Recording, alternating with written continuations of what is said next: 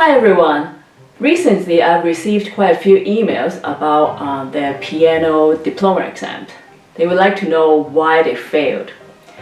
Today I'd like to talk about this topic. Now first of all, it's very hard for me to assess why you failed in the exam.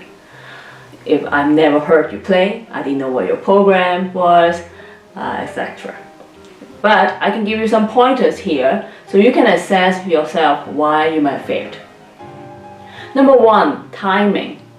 I've stressed this over and over again. I want to stress it one more time.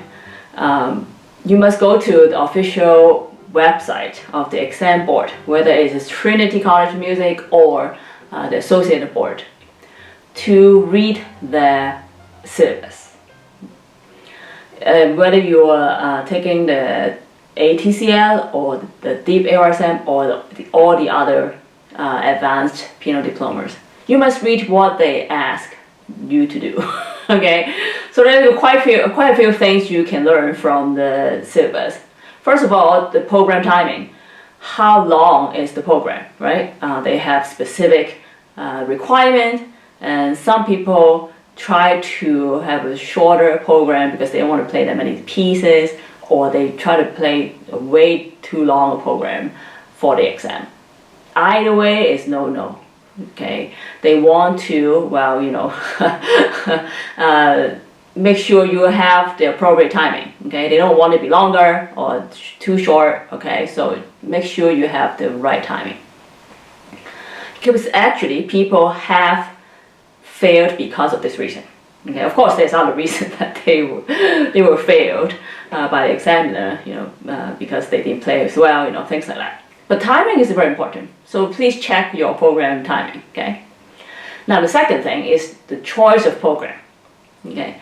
So I don't know your program, so you have to consider if your program is of a diverse style and period enough, right? They ask you to choose songs from different styles and periods, contrasting styles and periods.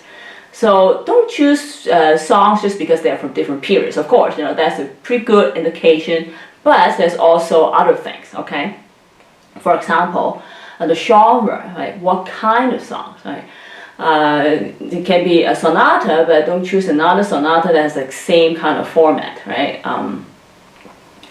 If it's you know, from the classical sonata, it can be different from romantic sonata, but you know, try to see what kind of styles that song is, okay? If it's like from Baroque, right, it can be like a Fugue or like a toccata. There are many choices. So take a look at the genre. It's very important. And the other thing is actually the style. It's not just, okay, is this a Baroque period and it's a classic period, but what kind of songs are that, right? For example, it can be more like a virtuosic style, like a toccata or some kind of etude from you know, the late Romantic or 12th century. So that shows your technical command, right? The dexterity, something that's, you know, technically more demanding. So that's one song that you can choose. But some other songs can be, you know, more lyrical. That shows more of your musical expression, right? So that's something that you should consider, right? It's not just because it's easy to play or it's very difficult to do, and then you choose it, right? So try to find more contrasting styles like that. So it's good to have a sonata. Usually I would choose a sonata. You know, Baroque-wise, you know, it can be a Fugue, it can be like a toccata or a suite. I mean, when we talk about, you know, the first diploma. So that applies to both, you know, the ATCL or the ABRSM. Now the third thing is your performance, of course, right? So as I told people over and over again that even the first diploma is very different from the grade 8 exam. I mean, you know, when you did your grade 8 exam, it might be pretty easy, right? You just have to play through the few songs and you know, as long as you play it, you know, with like pretty good accuracy and, you know, like try to do the dynamics as much as possible, you probably pass. Not like great, you know, like really good marks, but you will pass, you know, with all the supplementary tests and so forth. But diploma exam is not like that. It's not like, okay, you play the whole song and then you try to play it accurately. Add some dynamics here and there. Maybe take care of a little bit of articulation, and that's good. It's not, because they look for other things, right? More in terms of the performance level. Well, this is a performance diploma, so you need to show what you can do, right? In terms of let's say the technical command. The musical expression, the performance practice. Are you showing any performance practice in in terms of the Baroque or the classical period? Right? Are you doing the articulation correctly, appropriately, I should say? In terms of the styles, right? How to use the pedaling in the Baroque songs, or the articulation in non-legato and things like that, and phrasing.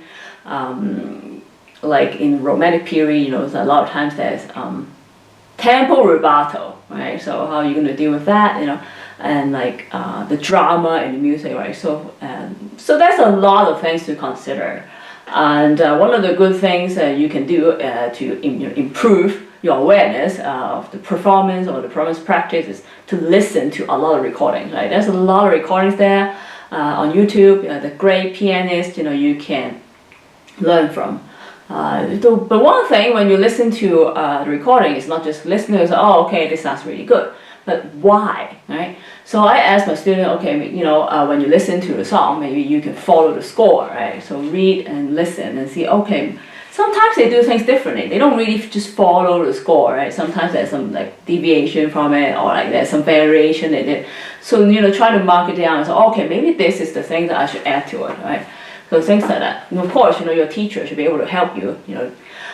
One thing I do with my students is actually tell them a lot about the music, the background, the genre, and the structure, and the keys. The performance practice, the pattern, where we are learning the songs. So when it comes to the exam, you already know the details, right? You know the backgrounds, so you don't have to worry about, oh, if I'm playing it, appropriately, if I'm going to pass the exam. And if I know how to do the via voce and the program notes for the ABRSM diploma exams. So that leads to number 4, okay, the supplementary test for the deep ABRSM and above.